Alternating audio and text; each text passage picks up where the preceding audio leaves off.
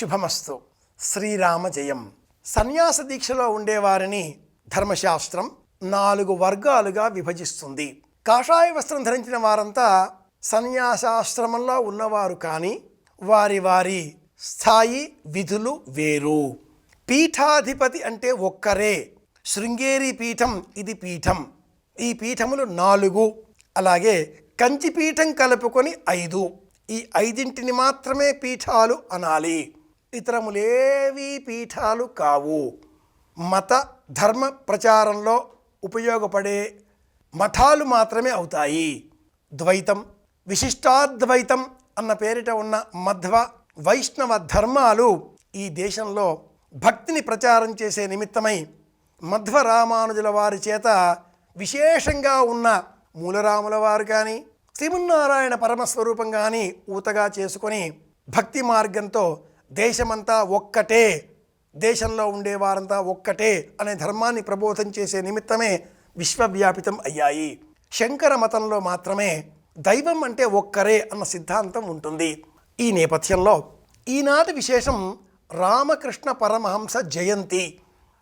ఈ ఆశ్రమాధికారంలో ఉండే 4గురిలో ఒకరిని కుటీచకుడు అంటే ఆశ్రమం నిర్మాణం చేసుకొని కాషాయ వస్త్రం ధరించి వచ్చిన వారికి ధర్మ ప్రబోధం చేసేవారుగా, 2వ వారు బహూదకుడు అంటే అనేక గ్రామాలు, దేశాలు, ప్రాంతాలు సంచారం చేస్తూ ఎక్కడా నివసించక ధర్మ ప్రబోధం చేసేవారుగా, 3వ వారు హంస ఆత్మానందోపలబ్ధి పొందుతూ స్వాత్మానంద లవీభూత అంటూ తనలో తానే యోగమును అభ్యాసం చేస్తూ ఏ అంశముపైన కూడా మనస్సు కేంద్రీకరించక ద్వంద్వాతీతుడై ద్రిమ్మరి వలె సమస్తాన్ని త్యజించి తిరిగేవారుగా, పరమహంస ఇంకా అతీతమైనటువంటి స్థితి.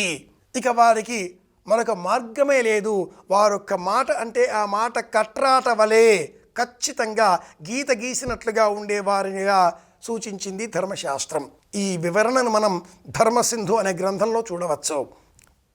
కుటీచకుడు, బహూదకుడు, హంస, పరమహంస అనే 4 క్రమాల ఈ ఆశ్రమాధికార వర్గంలో రామకృష్ణ పరమహంసని మాత్రమే పరమహంస అంటూ గుర్తించిన సనాతన విజ్ఞానం ప్రాచీనులు ఎంతగా ఆ స్వామిని ఆరాధించారు అంటే, ఇల్లాలిలో కూడా దైవాన్ని చూచే మహనీయుడు కదా రామకృష్ణ పరమహంస. తనకు నివేదనగా పెట్టిన ప్రసాదాన్ని కాపాడుకోలేని పరమేశ్వరుడు ఇతడేమి ఈశ్వరుడు అన్న సంపూర్ణమైన హేతువాదంతో ఉన్నటువంటి వ్యక్తిని మీరు చూచారా దుర్గాదేవిని అన్న ప్రశ్న వేసిన ఆ వ్యక్తిని, నరేంద్రనాథుడిని చూచాను అన్న ఒక్క మాటతో ఆ నరేంద్రనాథుడి జీవితమంతా కూడా మారిపోయే విధంగా మార్చిన మహనీయుడు అతడే స్వామి వివేకానందుడిగా ఈనాడు మనకు దర్శనమిచ్చేటటువంటి యువతకు ప్రతీకగా ఉన్నటువంటి మహనీయుడు. కాబట్టి ఆ వ్యక్తికి గురువు ఈ రామకృష్ణ పరమహంస జయంతి. ఇది ఈనాటి విశేషం. రామకృష్ణ మాత్రమే పరమహంస. ఒక్కసారి మనం ఈ అపురూపమైన సందర్భాన్ని పురస్కరించుకొని ఎంతటి మాట శక్తి కారణంగా ఒక వ్యక్తిని ఆదర్శంగా మార్చగలిగాడో గమనిస్తే మనకు కూడా అంత శక్తి వచ్చి చేరుతుంది.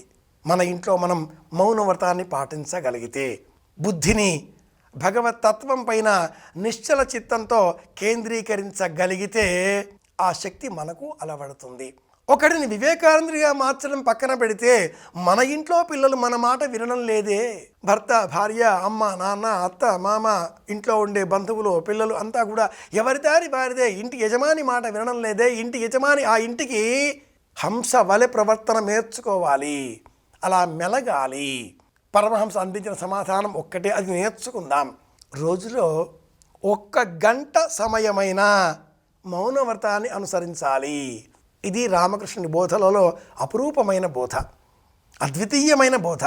ఆ 1 గంట సమయం అర్ధరాత్రి ఎప్పుడో అని కాకుండా, నిద్రపోయే సమయంలో అని కాకుండా, మెలకువగా జాగరూకతతో ఉన్నటువంటి సమయంలోనే అయి ఉండాలి. తీరిక వేళల్లో అప్పుడో 5 ఇప్పుడో 10 నిమిషాలు ఇలా ఒక రోజులో గంట సేపు కవర్ చేస్తామండి అనకూడదు. సమయం అంటే సమయమే. ఈరోజు ఈ దీక్ష స్వీకరిస్తే మన ఆలోచనా శక్తి రెట్టింపు అవుతుంది. నిజమైన భగవతత్వం మనకు సుబోధకమవుతుంది. నిజమైన గురువు చేసే బోధ ఎలాంటిదో తెలిసి వస్తుంది. ఆత్మబుద్ధి సుఖంచైవ గురు బుద్ధిర్విశేషతః. హితోపదేశంలో ఈ శ్లోకంలోని మొదటి పాదమే చాలు. మనకు చెప్పే బుద్ధి ఎవరో కాదు, మన ఆత్మ మనకు ఒక బుద్ధి చెబుతూ ఉంటుంది. గురువు చెప్పే బుద్ధి మరింత విశేషం. ఆలోచన చేద్దాం, మౌనాన్ని ఒక ఆయుధంగా మార్చుకుందాం. 1 గంట సమయం ఈ రోజు నుంచి మౌనానికి కేటాయిద్దాం. ఇది ఒక వ్రతంగా భావన చేద్దాం. అందరి క్షేమాన్ని కోరుదాం. మళ్ళీ రేపు కలుసుకుందాం. శుభమస్తు. శ్రీరామ జయం.